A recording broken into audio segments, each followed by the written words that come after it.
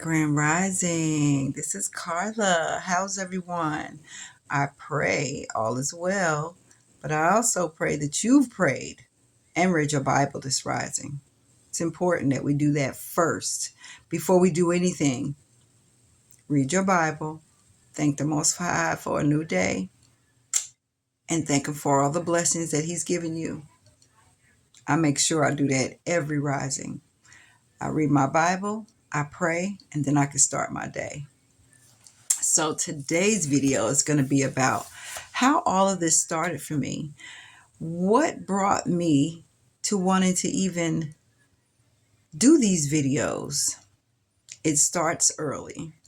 When I was raised in Winston-Salem, North Carolina, with my grandparents, Alan and Eva Belton. So initially I was with my dad, and being with my dad initially, I was really young, but I can remember him just packing up stuff. My father was the type where he liked to, when he packed things up, he packed them up in the biggest boxes he could find. And he literally was putting all my stuff in there. But I didn't really notice that he was just putting my stuff in there. I thought he was putting our stuff in there. And he packed the box up and he put a billion rolls of tape around that box, and off we go. And so we're driving, and we're driving for a long time. I had no idea where we were going, nor that I had the idea that he was taking me and dropping me off. But we get to Winston-Salem, and I go meet these people because I never knew who these people were. I never met them before. So he introduces me to them, and the first thing I thought when I saw my grandparents was, first, wow, my grandmother was beautiful. I was like, wow, she is so pretty. So I was drawn to her initially because she was just so pretty. My grandfather, very quiet. He's got this pipe that smelled so good. Oh, that pipe smelled good. Um, and, we go in the den and we're talking. Um, then my dad wanted to talk to them without me. So they had a dog in the backyard. I don't remember the dog's name, but I was in love with that dog. He was black and white. He was tied up in the garage. And so they told me I can go out there and play with the dog. My father was not happy about me going out there to play with the dog. He didn't like dogs, and I wasn't supposed to like dogs either. But because he needed to talk to them, he said, okay, I can go. So I go out there. He was the first dog I ever seen. Oh my God, he was just so beautiful. And I just was hugging him, and I'm laying down on the ground with him and all of the things because he was just so playful. And I wanted to take that chain from around his neck so bad. But I couldn't because it was like locked on. So I'm playing with the dog. I'm outside, and it's getting dark, like I'm looking around, it's getting dark and nobody's come outside or anything. And then all of a sudden, here come my grandmother, and she said for me to come in. So I go in. Now, when we first went in the house, the box was still in the car. So now when I go upstairs, there's the box in the living room. But I don't see my dad anywhere. My father is gone. And so I'm looking around and I'm like, where's my daddy? And they said, he'll be back, is what she said. So I'm thinking maybe he went to the store or something, No, he'll be back, man. He'll be back sometime because he was gone. He went back to wherever we were living. I don't remember. I think it might have been Missouri. I'm not really sure, though. So now I'm here with this big old box with these people I'm just now meeting. Okay, so they showed me where my room will be. And, I helped them try to push this big, huge box with all my things in there into my room. Again, it's just me and grandmother. My grandmother was the only one. Granddaddy's sitting on the couch. He's got this music playing. He's reading his book, and he's smoking his pipe. And he always kept his leg crossed, like women do, got his leg crossed. And he's just sitting there reading, smoking that pipe. Smells amazing. Um, so my grandmother and I, she's talking to me and I'm confused. I really am because I'm noticing like it's getting later and later. She talking about me getting ready to take a bath and all of this stuff. And I'm like, bath for what? I'm going home. Like my daddy's coming to get me. Like, where is he? So then all of a sudden, my granddaddy comes in the room and he says, we need to talk to you. Again, I don't know what's going on. I'm confused. So he's telling me that you're going to stay with us for a little while your dad get things straightened out. Straighten out. What does that mean? What are you talking about? Like I don't know. I'm confused. I have no idea what they're talking about. But all I know is I'm going to be living with them and my dad will not be here. So okay. I had no choice, but to get with the program. I'm not going to lie. The house was awesome. The place that my dad and I were living was not the best. It was very small. But this house was really nice. It had 3 bedrooms. It had a living room, a dining room, a den, and a kitchen, of course, and 2 bathrooms. It was a nice size house and really furnished. The furniture was gorgeous. So I had a really, really nice room with a really nice big bed to myself. And this is where I'm living. Initially, things were good. I was scared though because I didn't know these people. Like I know they're my grandparents, so you tell me, but I don't know these people, So I'm trying to figure out things and chilling out with these people that I have no idea who they are. And I learned real fast which one I liked more. My grandmother was beautiful to look at. She dressed to the nines, okay? She dressed well, beautiful, smelled good with perfume. She had really nice perfume. But her breath was kicking like never before. I've never smelled anything like to the I have never smelled anything like that. My grandmother's breath was out of this world ridiculous. So, like I said, I realized real fast which one I liked more.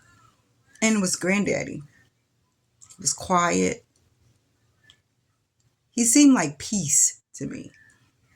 He didn't yell. He didn't talk much at all. Like he really didn't talk much at all. But when he spoke, things happened. Okay. Um, but for the most part, I had to kind of hang out with grandma. When she went to the store, when she did different things, I had to hang out with her. So the first Saturday comes around. Now, I was born in 68. So if anybody was born around that era, they know back in the day, Saturday was what? What do we do on Saturdays? Clean up. It's time to clean the house. Okay. I never cleaned no one's house before. I didn't have any chores. I didn't know what these people was talking about. So they're telling me I got to do some dusting and vacuuming and all of these things. Like, I'm like, what?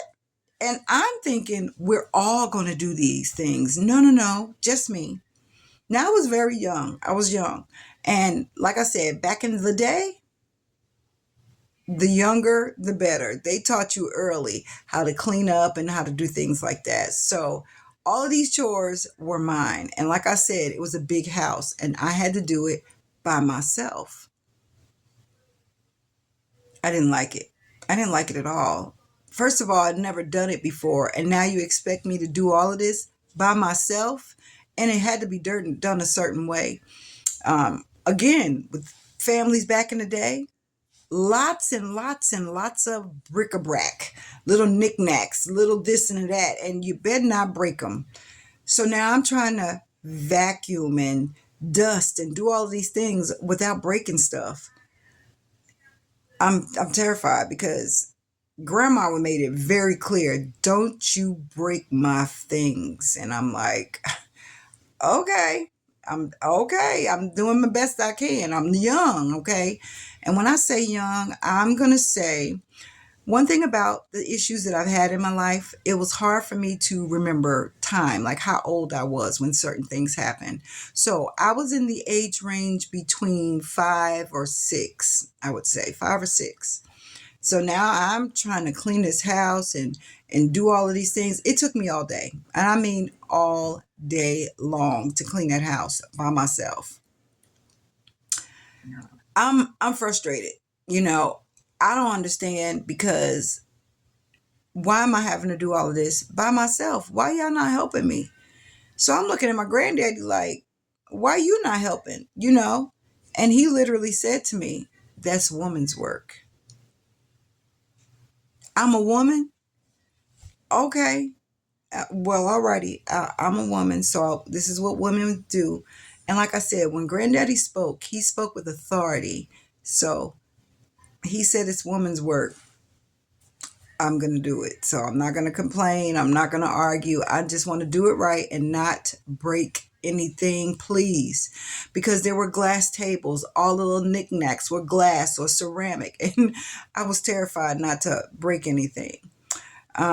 So, yeah, that went on for a while. Like the whole time I was there, cleaning up by myself. But I got the hang of it and I got really good at it to the point where it didn't take me all day.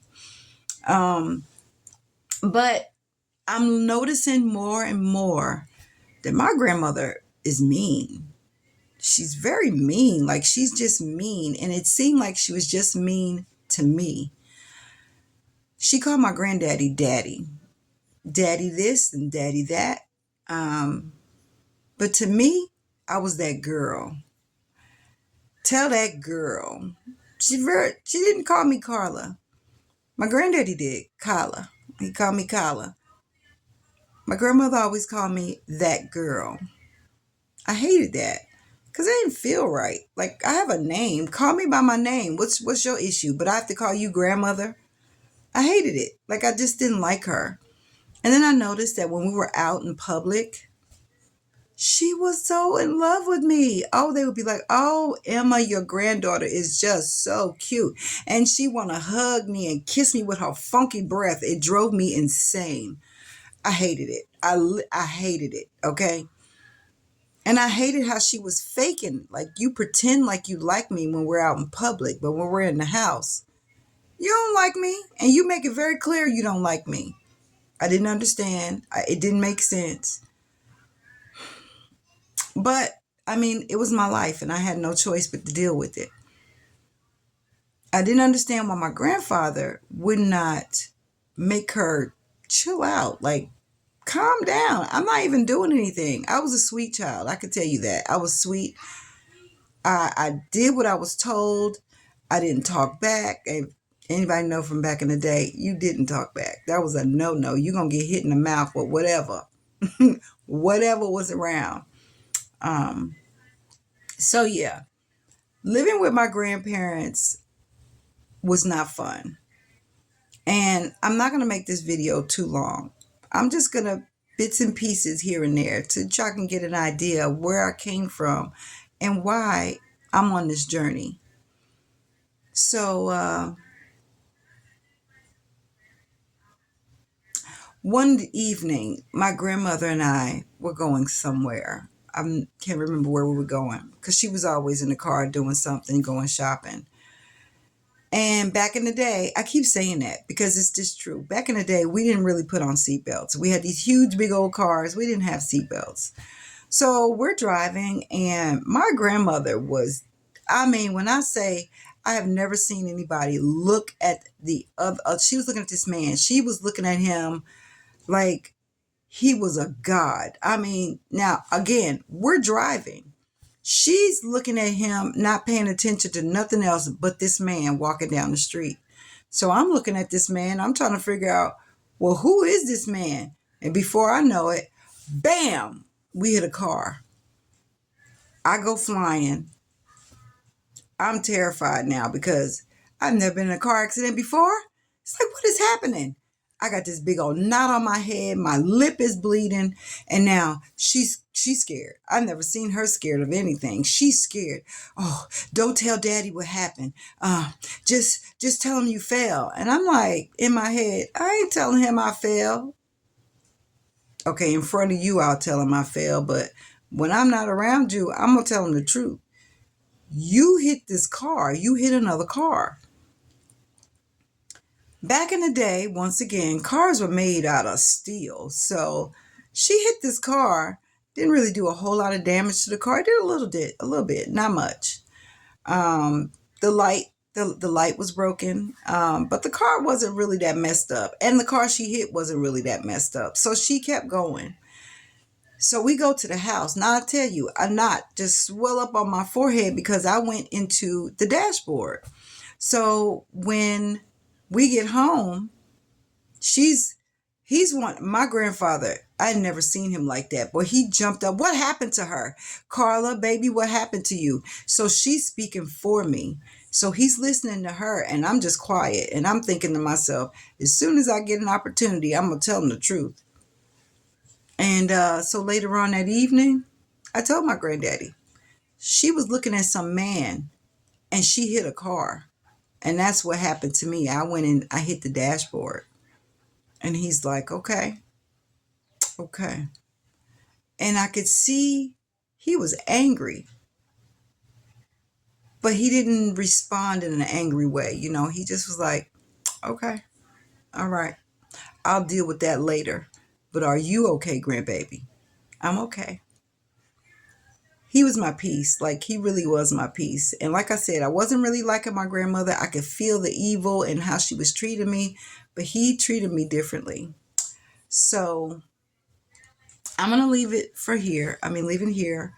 We'll keep going because this journey, I want you to see how it just progressed and progressed and progressed and got me to the point I am today. I thank the Most High every morning, every night for the blessing. And it was a blessing. All the things I've been through, negative or not, it was still a blessing. I'm thankful to still be here. So, have an amazing rest of your day. Keep following me on my journey. I pray this is helping you. I pray that it blesses you. And I pray that you enjoy it. Have a great day. Shalom.